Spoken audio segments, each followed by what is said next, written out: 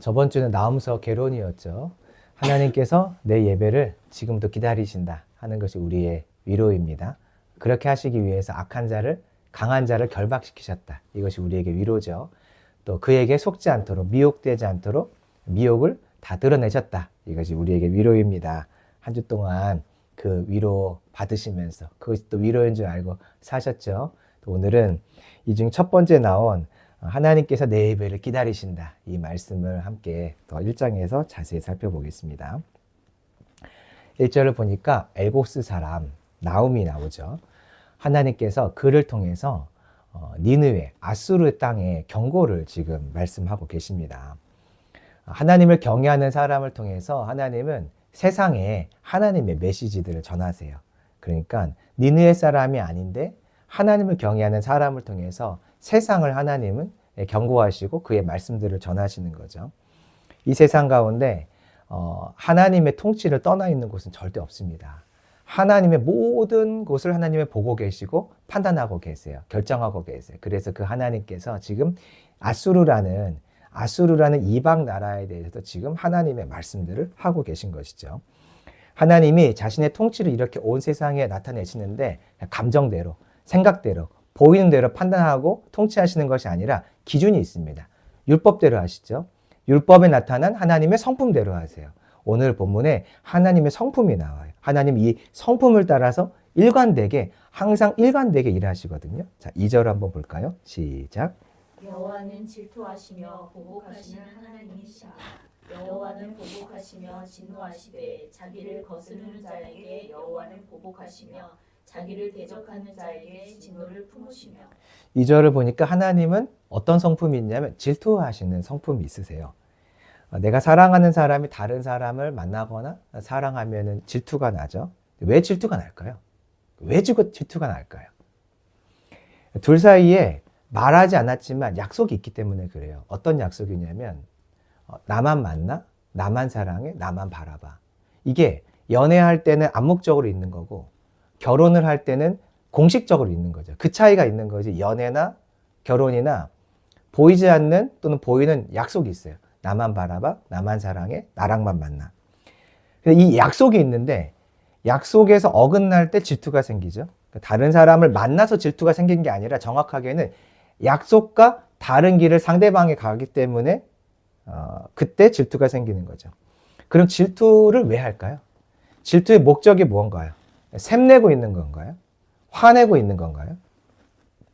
질투의 목적이 있는데 약속 때문에 약속이 문제가 생기니까 질투를 하는 거잖아요. 그럼 질투의 목적은 뭐냐면 약속을 회복하는 게 목적인 거죠. 하나님이 사람에 대해서, 나라에 대해서 질투하실 때가 있어요. 왜 그러냐면 하나님과 나라가 맺은 약속이 있는데 이 약속에서 벗어날 때 약속으로 돌아오라고 하나님은 질투하세요. 언약을 어겼을 때, 약속을 어겼을 때 그 언약을 다시 지키게 하려고 하나님은 질투하세요. 그러면 왜 굳이 하나님은 질투하시면서까지 다른 사람을, 나라를 그 언약의 자리를 돌아오게 만들까요? 히스테리 부리시는 분인가요? 집착해서 그런가요? 고지식한 분이라서 약속이 있으니까 지켜야 되니까 고지식한 분이라서 언약에 돌아오게 하려고 질투하실까요? 그게 아니에요. 하나님이 생명이거든요. 성경을 보면 하나님만이 생명이에요. 그런데 이 하나님의 약속대로 하나님과 함께 거할 때 그 사람에게 생명이 공급되고요. 그 나라에게 생명이 공급돼요. 근데 만약에 약속을 어기면 생명의 공급이 끊겨서 사람은 죽는 거고 나라는 멸망하게 되는 거예요. 나라가 서 있는 이유는 하나님이 생명을 공급하기 때문이고 그 생명을 걷어가시면 그 나라가 망하는 거예요. 그러니까 하나님이 약속대로 돌아오게 하시려고 하는 이유는, 근본적인 이유는 집착이 아닌 거예요. 히스테리가 아닌 거예요.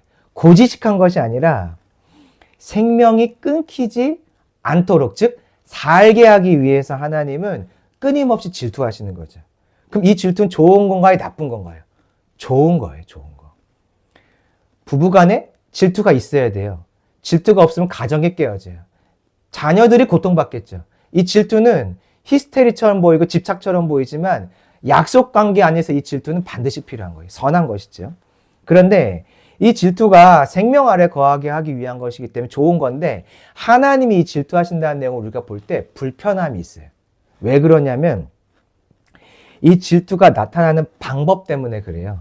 2절을 보시면 보복, 진노, 보복, 진노 이게 반복이 돼요. 그러니까 하나님은 약속에 돌아오게 하기 위해서 질투하시면 약속에 돌아오게 하시는데 생명을 주기 위해서 주님이 쓰는 방법이 진노와 보복인 거예요. 그러니까 이것을 질투가 필요하긴 한데 이 질투를 받는 사람의 입장에서는 불편한 거예요. 하나님이 너무하신 것 같다. 이건 좀 너무하신 것 같다 하면서 하나님에 대한 불편이 생겨요. 방법이 보복과 진노이기 때문에. 그런데 잘 보세요. 하나님이 보복과 진노를 하기 전에 먼저 하시는 나타내는 성품이 있어요. 3절 읽어볼까요? 시작. 여호와는 노하기를 더디하시며 권능이 크시며 벌 받을 자를 결코 내버려 두지 아니하시느니라. 여호와의 길은 회오리 바람과 광풍에 있고 구름은 그의 발에 티끌이로다. 여기 보니까 노하기를 더디하신다. 인내의 성품이에요. 하나님께 인내의 성품이 있어요. 오래 참으신대요. 그럼 오래 참으시면 도대체 얼만큼일까? 성경을 봤더니 하나님께서 이 땅에 하나님을 경외하는 사람 셋이라는 사람을 이 땅에 태어나게 하시고 그 다음으로 이 땅에 하나님을 경외하는 자를 세우신 사람이 누구냐면 족보상으로는 노아예요. 셋에서 노아까지 하나님을 경외하지 않는 사람들이 많았던 것 같아요. 그래서 결국 노아 때 하나님은 세상을 진멸하기로 결정하시죠. 그러면 셋에서 노아까지 기간이 얼마일까요? 오래 참으신다고 하는데 도대체 얼마나 참고 계신 걸까? 900년이 넘어요. 950년 정도 돼요. 그러니까 거의 1000년 정도를 하나님은 분노를 참고 계신다는 거예요. 보복할 수 있지만 참고 계시고 진노할 수 있지만 참고 계신다는 거예요. 그게 900년에서 1000년이에요. 엄청 오래 참고 계시죠. 이 세상을 하나님이 창조하신 지 5000년이 좀 넘었어요. 5780년 정도 됐다고 사람들은 생각하고 있어요. 성경학자들은. 세상은 뭐 1억 년 전, 몇만 년 전 말하지만 그 진화론자의 거짓이고요. 하나님을 경외하는 사람들이 역사의 연대를 봤을 때 5000년 넘는 것 같다고 얘기를 하고 있어요. 하나님은 지금 인간 세상에 대해 참고 계시는데 5000년 넘게 참고 계세요. 지구를 멸망시키지 않으셨다는 것은 하나님이 인간의 죄악들에 대해서 지금도 참고 계시다는 뜻이에요. 근데 만약에 하나님이 참으시다가 인내하심을 그치면, 참기를 멈추면 어떻게 되냐면 사람이 그 누구도 이 하나님의 인내를 참으심, 즉 진노와 보복을 막아낼 수가 없어요. 3절을 보시면 회오리 바람이 나와요. 사람이 예측하지 못하는 거죠. 광풍이 나와요. 사람이 예측해도 막을 수가 없는 거예요. 예측해도 막을 수 없고 예측할 수 없는 하나님의 방법으로 하나님은 진노와 보복을 행하세요. 그래서 이때 이것은 막아낼 자가 없는 거예요. 1000년간 하나님이 참으시다가 1000년 이상 참으시다가 오래오래 참으시다가 주님이 그때 가서야 진노를 내리시는 거예요. 그러니까 우리는 하나님의 진노를 볼 때 너무하시다라는 생각할 게 아니라 진짜 오래 참으셨나 보다. 오늘 내가 살아있는 이유가 뭘까요? 지금 우리가 살아있을 수 있는 근본은 내가 잘해서가 아닌 거예요. 잘해서가 아니라 주님이 인내하고 계시기 때문에 지금 나의 생명이 붙어 있는 것입니다. 이 참으신 하나님을 보면서 감사할 수 있길 바랍니다. 자, 4절 한번 읽어볼까요? 시작. 그는 바다를 꾸짖어 그것을 말리시며 모든 강을 말리시나니 바산과 갈멜이 쇠하며 레바논의 꽃이 시드는도다. 보복하시고 진노하시는 하나님이 어떤 분인가 봤더니 세상 만물을 통치하세요. 하나님이 세상을 만들었으니까 바다와 강도 말리실 수 있겠죠. 성경에서 바다는요, 하나님을 대적하는 자들, 대적하는 무리들, 또는 혼돈, 하나님의 질서를 파괴하는 무질서를 만드는 것들을 말해요. 이게 다 바다예요. 예수님이 오셨을 때 갈릴리 바다에서 제자들이 바다의 풍랑으로 죽을 위험에 처하죠. 그러니까 하나님의 일을 막는 무질서, 하나님의 제자들을 죽이려고 하는 무질서, 이게 바로 바다예요. 하나님은 바다를 언제든지 말리실 수 있대요. 그 말은 무엇이냐면 악한 자들의 그 죄악들, 악한 자들의 무질서함, 하나님의 뜻을 가로막는 것들을 하나님은 언제든지 막으실 수 있는 거예요. 그러나 지금 하지 않으실 뿐인 거죠. 강과 바사는 뭐냐면 풍요를 말하는데 이 악한 자들이 악한 일을 계속할 수 있는 이유가 뭘까요? 그들 안에 권세와 능력과 돈과 물질들이 많기 때문에 그래요. 그게 계속 공급받고 있기 때문에 악한 일을 계속할 수 있는 거죠. 근데 하나님은 그들의 그 악한 공급을 한 번에 끊어버리실 수 있는 분이라는 거죠. 5절 보실래요? 영원해 보이는 산과 땅도 하나님이 움직이실 수 있대요. 그 땅과 산이 움직이는 정도가 아니라 진동하고 녹아내리고 지진이 일어나서 무너뜨릴 수 있게 하시는 분이 하나님이세요. 그러니까 악인들을 언제든지 멸하실 수 있는 분이다. 그러니 6절 보세요. 한번 같이 읽어볼까요? 시작. 누가 능히 그의 분노 앞에 서며 누가 능히 그의 진노를 감당하랴. 그의 진노가 불처럼 쏟아지니 그로 말미암아 바위들이 깨지는도다. 사람들 중에서 하나님의 분노와 이 진노를 막아낼 자가 이 세상에 없다. 감당할 자가 없다. 그렇게 주님 말씀하고 계세요.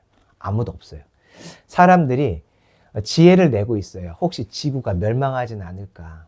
운석이 떨어져서 지구가 사람이 살 수 없는 공간이 되지 않을까? 그래서 지혜를 내 가지고 화성에 나라를 세상을 다시 지구처럼 이런 사람이 살 수 있는 어떤 공간을 만든다거나 우주에 어떤 사람들이 살 수 있는 또 다른 공간을 만들 계획들을 갖고 있어요. 실행하고 있죠. 인류의 멸망을 막으려는 건데 불가능한 일이에요. 불가능한 일. 왠 줄 아세요? 화성에 집을 짓던 땅속 깊이 집을 짓던 우주의 어떤 공간에 집을 짓던 문제가 뭐냐면 사람에게 있어요. 사람이 죄인이고 사람이 이 죄가 끊이지 않거든요. 사람이 있는 곳에는 하나님의 시선이 있는데 사람이 범죄하고 있을 때 그곳에 하나님은 진멸하세요. 그러니 우주에 나가던 화성에 집을 짓던 땅이 문제가 아니라 사람이 문제여서 결국 그 자리는 하나님의 진멸이 임할 수밖에 없는 거죠. 그 말은 무엇이냐면 사람은 하나님의 진노를 피해갈 수 없다는 거예요. 사람은 예나 지금이나 항상 악해요. 아무리 안전지대를 자기가 만들어도 악한 사람이 있는 곳에 하나님의 진노는 내릴 수밖에 없고 그 진노는 모두가 막을 수 없는 거예요. 그러니 살 길을 찾으려면 내 방법을 찾지 말고 하나님을 의지하고 하나님을 쫓아가야 돼요. 하나님만 바라봐야 돼요. 그래서 7절 한번 보실래요? 살 길이 있다고 말씀하세요. 시작. 여호와는 선하시며 환난 날에 산성이시라. 그는 자기에게 피하는 자들을 아시느니라. 하나님께 피하는 자들을 아셔서 정확하게 핀셋으로 딱 그만 골라낸다는 거예요. 그만 딱 골라낸다는 거예요. 동물 파는 이 집에 가보면, 강아지 파는 집에 가보면 강아지를 사러 온 사람이 어떤 강아지를 사냐면 그 중에 많은 강아지가 있는데 저기 시무룩하게 엎드려서 구석에 있는 강아지가 아니라 나 좀 사줘, 나 좀 데려가줘 하면서 그 주인이 될 수 있을 것 같은 기대를 가지고 사람을 향해 막 점프하고 짖고 막 짖고 하는 그 강아지를 기어 선택한단 말이죠. 많은 강아지 중에서 하나님이 세상을 진멸하실 때, 진멸할 계획을 갖고 계실 때에도 정확하게 핀셋으로 하나님만 찾고 하나님만 향하여 부르짖는 그 한 사람을 반드시 구원해내신다는 거예요. 그러니까 내가 살 길을 찾지 말고 하나님을 찾는 게 살 길인 거죠. 8절. 그렇지 않은 자들은 진멸과 흑암의 쫓겨남밖에 없는 거죠. 먼저 하나님이 지금 성품을 말씀하세요. 하나님은 오래 참으시는 분이에요. 1000년쯤 참으세요. 5000년쯤 참으세요. 오래 참으시고 인내하시는 분이세요. 그러므로 우리가 항상 그의 인내하심을 붙들고 인내하심을 기대할 수 있길 소망합니다. 주님은 지금도 질투하세요. 내 인생이 사망에서 생명으로 가지 않도록 질투하시는 분이세요. 그 질투의 방법이 보복과 진노가 있어요. 그러니 내 인생에 하나님이 뭔가 진노하시는 것 같다는 생각이 들면 두려워하지 말고 하나님 너무하시다고 하고 상처받지 말고 하나님이 나를 지금 생명으로 이끌어 가시는구나 하고 하나님의 성품, 인내하시는 그 성품에 기대어서 다시 회개하고 돌아가면 하나님은 반드시 질투하시는 그 하나님의 성품에 따라 나를 생명으로 인도하실 줄 믿습니다. 하나님이 이런 성품으로 이제 아수르, 니느웨를 이전에 한번 살려주신 적이 있어요. 언제일까요? 성경에 기록이 나와 있죠. 언제 아수르를 한번 살려주셨죠? 요나 때. 그 주님의 성품 때문에 이 아수르가 계속 범죄하는데 한번 회개하는 기회를 주셨고 그때 살려주셨어요. 그리고 다시 참음이 또 시작되는 거예요. 원래 하나님의 은혜를 잊고 나면 또 사람이 범죄하잖아요. 니느웨도 계속 범죄하고 있었죠. 근데 결국 돌아오지 않으니 하나님이 이들을 이제 심판하시는데 그 내용이 무엇이냐면 하나님이 이 니느웨를 불쌍히 여기셔서 크게 해주셔서 큰 나라, 강한 나라가 되게 해주셨죠. 그러면서 하나님이 주신 마음은 무엇이냐면 내가 너희를 좀 쓰고 싶어.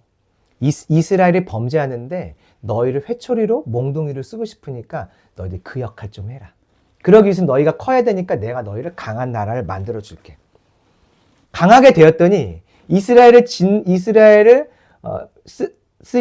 위하여 쓰임 받는 회초리와 몽둥이를 쓰임 받다가 너무 강해지니까 어떤 생각을 하냐면 하나님 이제 건들지 마세요.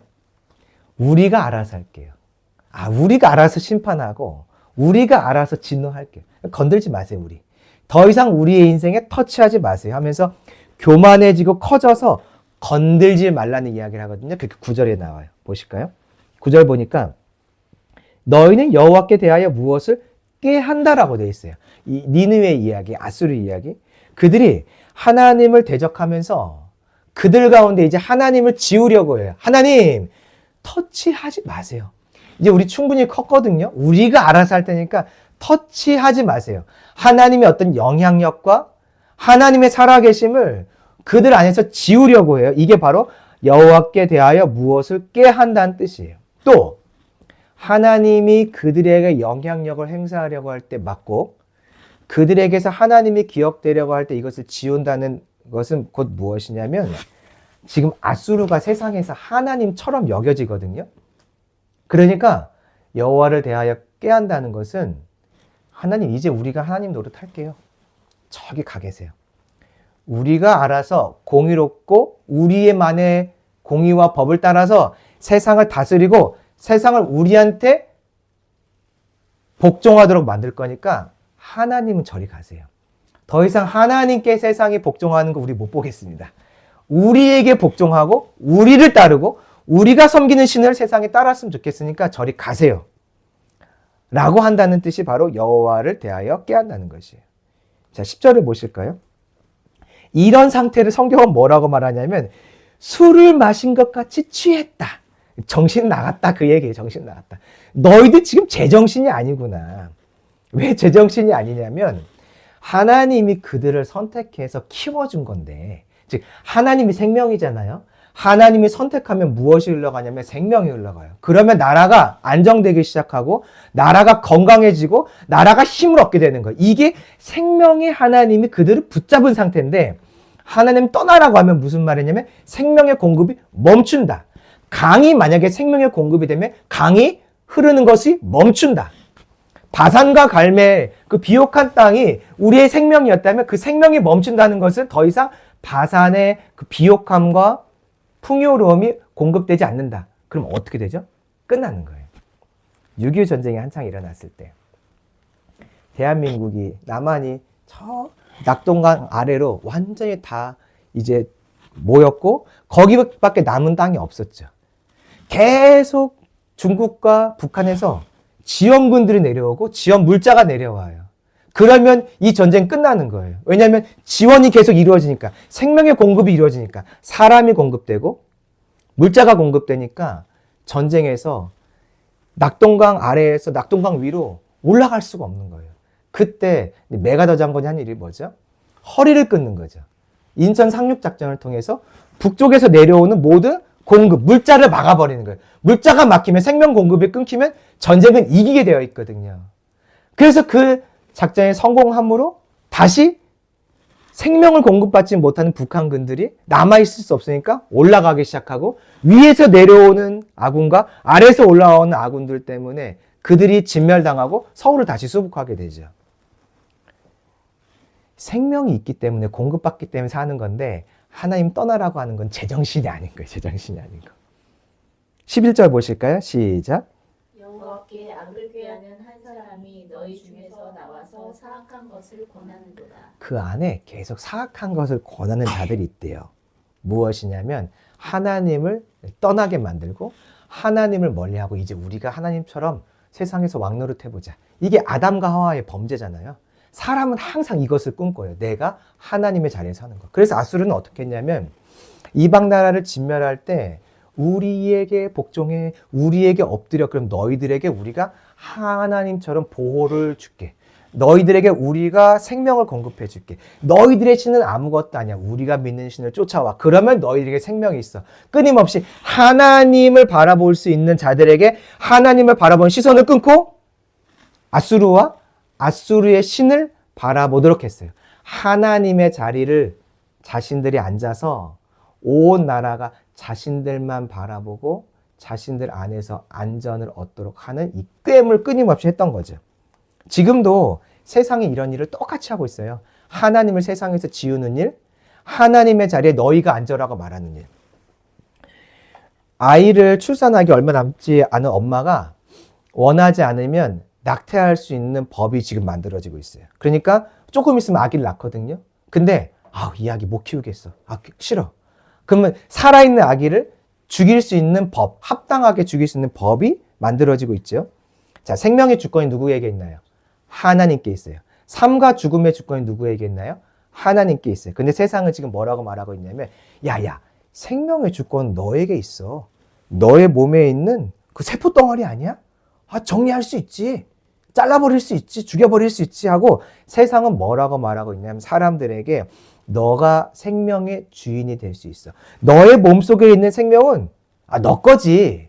하나님이 아니야.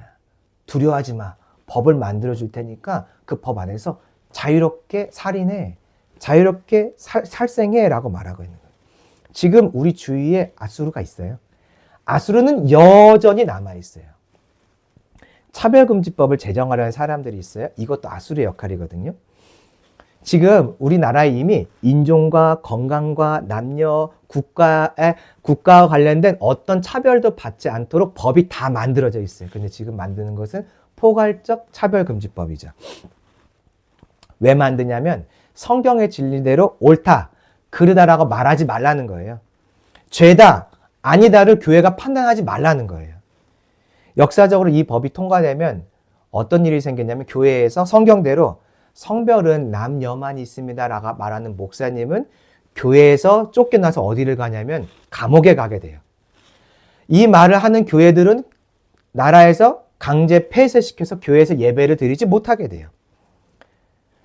동성결혼을 반대하는 목사가 있으면 그 목사님은 더 이상 목사 일을 하지 못하게 돼요. 세상이 하나님의 법을 말하지 못하게 하는 것이 바로 차별금지법이에요. 뭐냐면 사람이 이제 하나님의 말씀을 판단하겠다는 거예요. 이거는 시대에 맞지 않아. 그 무슨 진리가 어디 있어. 하나님의 법은 존재하지 않아. 우리가 만드는 것이 법이야. 우리가 생각하는 것이 법이야. 내가 생각하는 좋은 방법을 따라가는 게 법이야. 그게 자유야 라고 세상은 계속 말하고 있는 거예요. 하나님의 법 따라가지 마. 더 좋은 너가 원하는 것들을 따라가. 이게 뭐냐면 아수르예요. 세상에서 하나님을 지우고 하나님을 예배할 권한들과 기회들을 막는 게 아수르예요. 지금은 세상에 아수르가 가득한 거죠. 근데 문제가 있어요.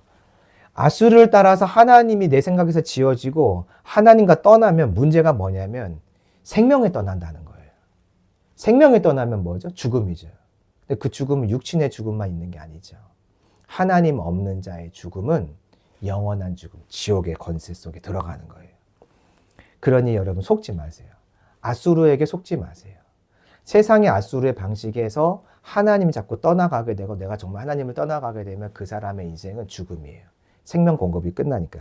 그러니까 주님이 이렇게 하시는 거예요. 12절 읽어볼까요? 시작.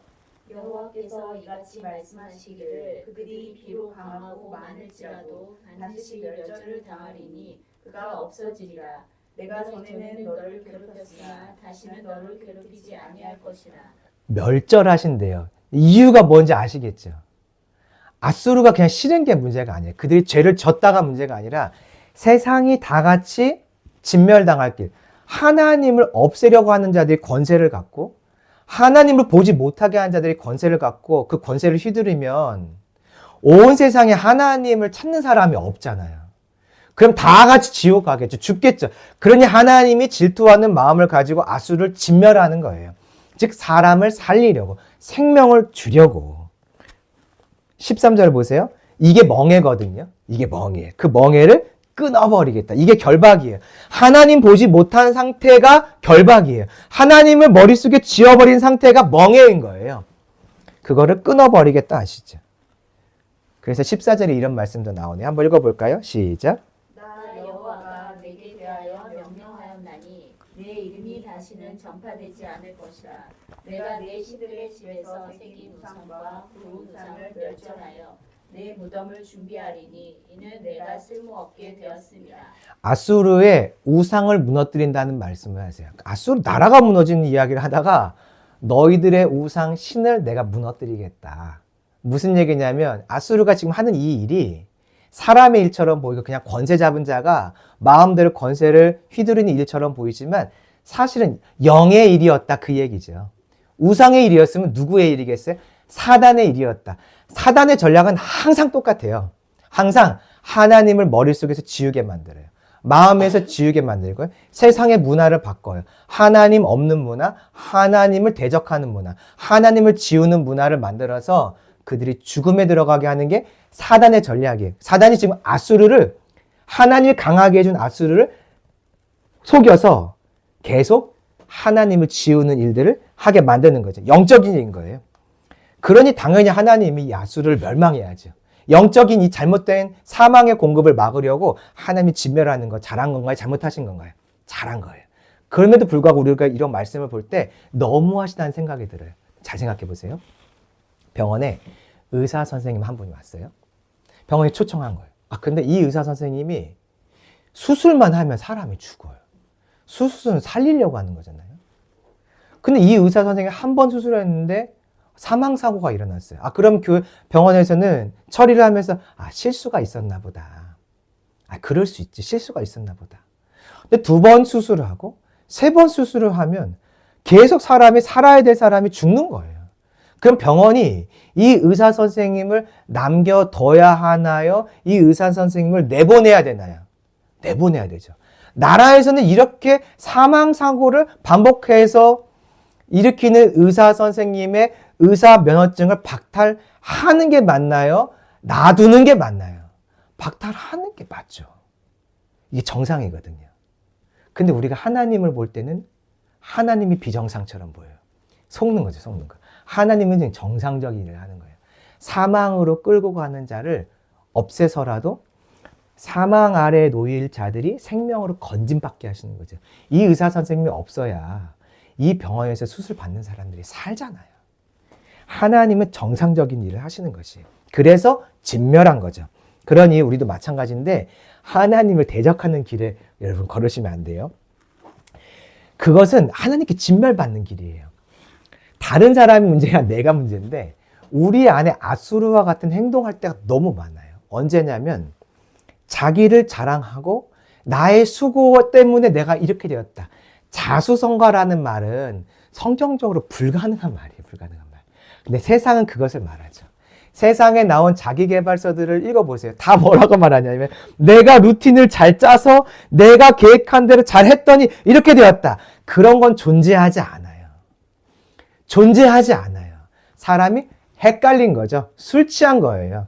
하나님이 그렇게 될 수 있도록 허락해 주신 거죠. 우리의 인생에 내 안에 아수르가 너무 많아요. 그럼 우리는 어떻게 되는 거죠? 진멸돼야 되는 거예요. 근데 보세요. 지금 아수르 이야기를 하는데 이게 똑같이 누구의 이야기냐면 이스라엘 백성의 이야기예요. 이스라엘은요, 하나님을 지우는 일을 열심히 했어요.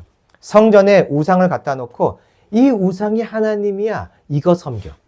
아수르의 신이 엄청 세네? 아수르의 신을 섬기자. 아람의 신이 엄청 세네? 아람의 신을 섬기자. 이걸 누가 했냐면 왕, 제사장들이 했어요. 선지자들은 거짓말을 하면서 사람들의 눈과 귀를 어둡게 해서 하나님을 떠나게 했어요. 그럼 질문해 볼게요. 이스라엘은 남아있으면 되나요? 안 되나요? 안 되는 거예요. 이스라엘은 진멸되는 게 정상인가요? 아닌가요? 진멸돼야 정상인 거예요. 그런데 지금도 이스라엘 나라가 살아있어요. 나라가 없어졌다가 다시 살아났어요. 또 없어졌다가 또 살아났어요. 이게 정상인가요? 비정상인가요? 비정상인 거예요. 근데 왜 이 비정상이 일어나는지 아세요? 15절 읽어보겠습니다. 시작. 볼지어다 아름다운 소식을 알리고 화평을 전하는 자의 발이 산 위에 이쁘다. 유다야 내 절기를 지키고 내 서원을 갚을지어다. 악인이 진멸되었으니 그가 다시는 내 가운데로 통행하지 아니하리로다 하시니라.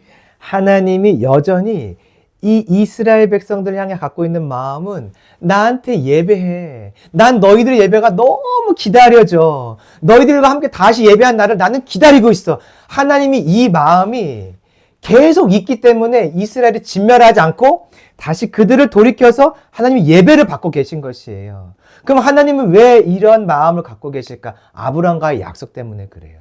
어떤 약속이냐면 아브라함, 즉 이스라엘의 백성을 통해서 예수님이 이 땅에 오시게 하시고 예수님을 통해서 이 땅을 구원하시는 것이 하나님의 언약, 약속이에요. 하나님은 앞에 처음에 뭐라고 말씀드렸죠? 성품을 따라서 일하신다고 그랬어요. 하나님은 언약에 성실하세요. 약속한 언약을 반드시 지키시거든요. 그 언약에 성실한 하나님의 성품 때문에 이스라엘에게 인내하시고 때로는 진노하셔서 다시 언약으로 돌아오게 하셔서 이스라엘이 하나님을 예배하는 자로 서게 할 때 그들에게 예수님을 보내시고 예수님을 통해서 온 열방을 구원하실 그 계획을 하나님은 성실하게 지금도 이루어 가시는 것이에요. 나홈에는 이스라엘의 회개가 나오지 않아요. 이방을 진멸해서라도 예배에 방해되는 것들을 막아서라도 하나님은 다시 이스라엘이 예배할 수 있도록 성실하게 언약대로 일하시는 분이신 거죠. 이게 바로 우리를 향하신 하나님의 위로예요. 범죄하고 있을 때에도 하나님의 마음이 무엇인지 아세요? 때려쳐라. 내가 너랑 더 이상 같이 일하지 않는다. 그게 아니라 회개하고 돌아와. 난 너의 예배를 기다리고 있어. 이스라엘을 향하여서 하나님 갖고 계신 이 마음을 영적인 이스라엘인 오늘 우리를 향해 갖고 계세요. 우리는 아수르거든요. 우리는 계속 내가 높아지고 내가 자랑하고 나를 높이기를 원해요. 사람의 방법과 나의 수고가 인정받기를 원한다고요. 우리 안에 아수르가 계속 있어요. 그런데 하나님이 오늘도 이 땅에 아수르와 같은 우리를 남겨두신 이유는 나와 예배하길 원하시는 하나님의 이 영적 이스라엘, 영적 아브라함을 찾는 하나님의 언약 때문에 그런 거죠. 그러니 우리가 해야 될 것이 있다면 무엇이냐면 여호와께 지금도 나아가는 것이에요. 회개하고 여호와께 나가면 주님만을 의지하고 주님만을 소망인 줄 알고 나아가면 주님이 아까 7절인가에서 말씀하셨잖아요. 내가 너의 산성이 되어줄게. 우리에게 생명을 다시 공급하여 나로 하여금 주님을 예배하는 자리에 서게 하시는 것이죠. 내가 주님을 예배하는 자리에 떠나 있습니까? 이것은 지금 이 시간 예배를 말하는 것만이 아니에요.